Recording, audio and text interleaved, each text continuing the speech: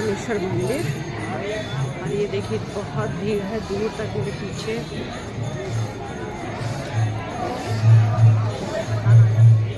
बहुत बम्पर भीड़ है क्योंकि सावन का महीना चल रहा है, इसलिए भीड़ बहुत ज़्यादा है। अभी हम लोग यहाँ से निकल दिए हैं। बहुत भीड़ थी मंदिर में, फिर भी दर्शन हो गए हैं। तो अभी आ गए हैं हम सब घर, और भीड़ बहुत ज़्यादा थी तो वहाँ पे थोड़ा सा दर्शन करने में प्रॉब्लम हुई। हालांकि दर्शन अच्छे से हो गए थे। और मेरे ब्लॉग में बने रहिए ऐसे ही। फाइनली हम लोग आ गए हैं घर, और घर आने के बाद कपड़े वगैरह चेंज करके अब जाके मैं रिलैक्स हुई हूँ। और जब बाकी छोटे मोटे काम थे उन सबको फिनिश किया मैंने। और बस सैटरडे को ये होता है कि मतलब बेटी का स्कूल ऑफ होता है, तो लगता है कि उसको एक दिन संडे या सैटरडे को थोड़ा सा घुमा दिया जाए। बच्चा भी स्कूल जाते जाते बस घर से स्कूल, स्कूल से घर, तो बच्चा भी बोर हो जाता है। वो भी सोचता है ना कि उसको भी थोड़ा सा अच्छा घूमने को मिले या अच्छा कहीं जाने को मिले। वैसे मेरी बेटी बहुत सीधी है, वो कभी कोई ऐसी फरमाइश नहीं करती। कभी ऐसा होता है कि वो बोलती ज़रूर है कि पापा मुझे बाहर ले चलते, इसलिए मैंने आज प्लान बना लिया था कि आज चलते हैं मनकामेश्वर मंदिर। क्योंकि सावन का महीना चल रहा है तो भीड़ मनकामेश्वर मंदिर वैसे तो रहती है, लेकिन सावन के महीने में कुछ ज़्यादा भीड़ रहती है। तो हम लोग वहाँ गए, अच्छे से दर्शन भी हो गए। आप लोगों को भी मैंने दर्शन करा दिए। हाँ, अंदर घुस के जाके वीडियो शूट करना थोड़ा सा डिफ़िकल्ट था क्योंकि वहाँ बहुत ज़्यादा भीड़ थी, और बच्चे के साथ अंदर घुस के वीडियो शूट करना वो थोड़ा सा मतलब आप समझ सकते हैं प्रॉब्लम वाला था। इसलिए वो अंदर जाकर आप लोगों को तो नहीं कराई, लेकिन बाहर से मैंने आपको मनकामेश्वर मंदिर के दर्शन आपको ज़रूर करा दिए। तो बताइएगा आप लोग भी कि आपको मेरा ब्लॉग कैसा लग रहा है और मुझे क्या इम्प्रूवमेंट करना चाहिए अभी। क्योंकि अभी आई थिंक एक दो बार मैंने पहले कोशिश की थी ब्लॉग शूट करने की, लेकिन मुझे हो नहीं पाया। सबसे बड़ी प्रॉब्लम ये ना कि अभी मेरे पास स्टैंड नहीं है, वो मैंने लिया ही नहीं है क्योंकि अभी उसकी कोई ज़रूरत मुझे लगती नहीं थी। रील्स था वो मैं ऐसे बना लेती थी। अभी मैंने स्टैंड ऑर्डर किया है, 2-4 दिन में वो आ जाएगा, तो उससे मुझे ज़्यादा सहूलियत हो जाएगी। क्योंकि अब मेरे यहाँ कोई ऐसा पर्सन नहीं है कि जिसको मैं बोलूँ मेरा वीडियो शूट करता रहे, वो है ना।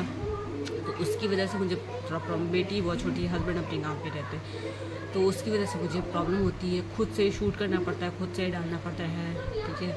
तो अब मेरा स्टैंड आ जाएगा तो उससे अच्छे से शूट हो सकेगा, और जो जो चाहती हूँ वो भी बात शूट हो सकेगी। क्योंकि अक्सर ऐसा होता है कि मैं काम करने लगती हूँ, फिर कैमरा ऑन करो, फिर ये करो, फिर कहाँ लगाओ, तो वो थोड़ी सी प्रॉब्लम होती है।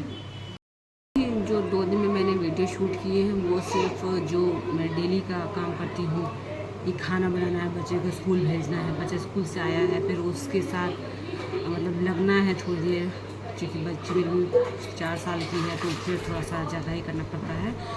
और मेरे mother in law and father in law भी साथ में ही रहते हैं हम सब, तो थोड़ा सा ज़्यादा काम आप समझ सकते हैं, जॉइंट फैमिली में रहता ही है। तो अभी मेरे वीडियोस आपको अगर अच्छे लग रहे हैं तो प्लीज़ कमेंट करिए और लाइक ज़रूर करिए, मेरे चैनल को सपोर्ट करिए। एक्चुअली होता क्या है कि जो घर का बड़ा होता है उस पर रिस्पॉन्सिबिलिटी ना चाहते हुए भी आ ही जाती है, कहते नहीं इनडायरेक्टली वो आ जाती है, अगर आप चाहो तो ना चाहो तो मैं यहाँ पे अपने ससुराल में सबसे बड़ी हूँ। तो होता ये है कि जो छोटे होते हैं ना वो कहीं ना कहीं कामों से बच के निकल जाते हैं, तो सारी जिम्मेदारी आती है बड़ों पर। तो यही है कि सुबह काम करो, फिर शाम का डेली रूटीन वही है, खाना बनाना, बच्चे को पढ़ाना, फिर होमवर्क वगैरह जो भी रहता है वो कराना। और क्योंकि हाउस वाइफ जितनी भी होती ना उनका ज़्यादातर समय ऐसे ही निकल जाता है, बहुत कम होती हैं शायद जो खुद के लिए टाइम स्पेंड करती हैं। अब मैं उनमें से ये हूँ कि मैं अपने लिए टाइम बिल्कुल स्पेंड नहीं करती हूँ खुद के लिए। मुझे ट्रेडिंग भी करवाने देना होता है तो मुझे सोचना पड़ता है अच्छा मुझे जाना है या मुझे यहाँ जाना है वहाँ जाना है। तो अब मुझे ऐसा भी लगता है कभी कभी कि यार मैं एकदम खुद को टाइम ही नहीं दे पा रही हूँ, खुद के लिए कुछ समय नहीं निकाल पाती हूँ मैं। और धीरे धीरे अब मैं कोशिश करती हूँ कि कुछ समय मैं अपने आप को भी दूँ, क्योंकि ये सारी चीज़ें ना ये तो लाइफ टाइम चलती रहेंगी। बच्चा है छोटा, हस्बैंड है तो उनका काम, mother in law, father in law है, फिर घर की और भी सारे काम है, तो उन पे तो फिर सारी ज़िंदगी में उलझी ही रहूँगी। तो मैंने अब ये कुछ दिनों से सोचना शुरू किया है कि नहीं, मुझे खुद के लिए भी समय निकालना है। समय निकालने का मतलब ये होता है कि आप जब अनमैरिड होते हो तो आपकी जितनी भी हॉबीज़ होती हैं, जैसे सिंगिंग हो गई, किसी को गाना सुनने का ही शौक़ है, और बहुत तरह की हॉबीज़ होती हैं। तो किसी को बुक्स पढ़ना अच्छा लगता है, ठीक है ना। मुझे पोएम लिखना बहुत पसंद था। पहले मैं बहुत पोएम्स लिखती थी, और वो खुद के लिए। ऐसा नहीं था कि मैं कहीं पब्लिश कराती थी या मैं कहीं पे देती थी कि कोई ऐसा कुछ नहीं था। हाँ, मेरा जो फ्रेंड सर्कल था, मेरे पेरेंट्स थे, मेरे भाई बहन थे, या जो भी मेरे रिलेटिव्स थे, वो लोग ही जानते थे मैं पोएम लिखती। तो मुझे पोएम लिखना बहुत अच्छा लगता था। शादी के बाद जो है, जो आपकी हॉबी रहती ना, वो धीरे धीरे कम होती, और आफ्टर जो बच्चे हो जाते हैं ना, बच्चे होने के बाद तो फिर समझ लीजिए आपकी हॉबीज़ तो फिर रह ही नहीं जाती हैं। और मेरे पास इतना समय नहीं रहता था कि मैं अपनी कोई कविता लिखूं। कविता लिखने के लिए क्या होता है ना, कि ऐसा नहीं कि बस आप पेन और कागज़ उठाया और लिखना शुरू कर दिया। उसके लिए सोचना पड़ता है, तो बिठाना पड़ता है, उसको ये सोचना पड़ता है कौन सा टॉपिक लें और उस पर हम लिखें बैठ के। जो लोग राइटर होंगे, जो लिखते होंगे, वो उनको अच्छी तरह से पता होगी ये बात कि कोई भी चीज़ ना सडनली आप नहीं लिख सकते हो उसमें, कि नहीं आपको भी ये लिखना है तो अच्छा है ऐसे ऐसे नहीं। थोड़ा सा माइंड उस टाइम चाहिए, आपको शांति चाहिए, ठीक है ना, लिखने के लिए। तो ठीक है, धीरे धीरे ही सही अपनी हॉबीज़ जो भी हैं, मैं सोचती यही हूँ कि मैं उन्हें फिर से कविता वगैरह अपनी लिखनी शुरू करूँ। हाँ, और अगर लिखूँगी तो आप लोगों को ज़रूर मैं सुनाऊँगी कि मैंने क्या लिखा है। मैं ये भी सोचती हूँ कि मैं लाइव आऊँ, लेकिन फिर लगता है मैं लाइव आऊँ और कोई आया ही नहीं, तो इसलिए मैं लाइव भी नहीं आ रही हूँ।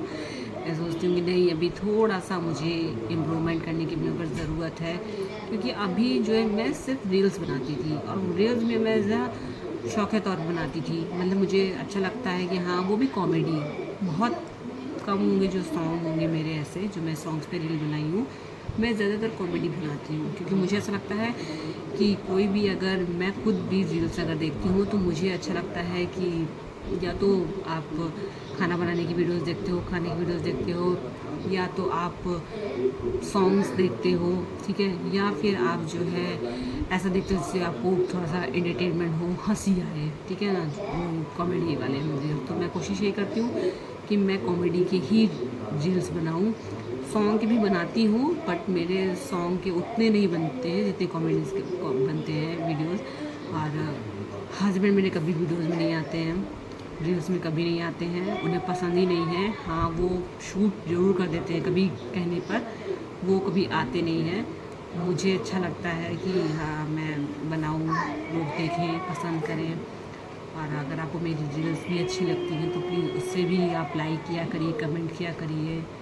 और बस अभी मैंने चूँकि ब्लॉग बनाना स्टार्ट किया है, तो अगर जो थोड़ी थोड़ी मेरी मिस्टेक होनी, प्लीज़ उन्हें नज़रअंदाज करिएगा।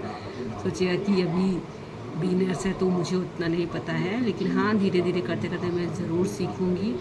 और देखते रहिए आप मेरा आगे का ब्लॉग।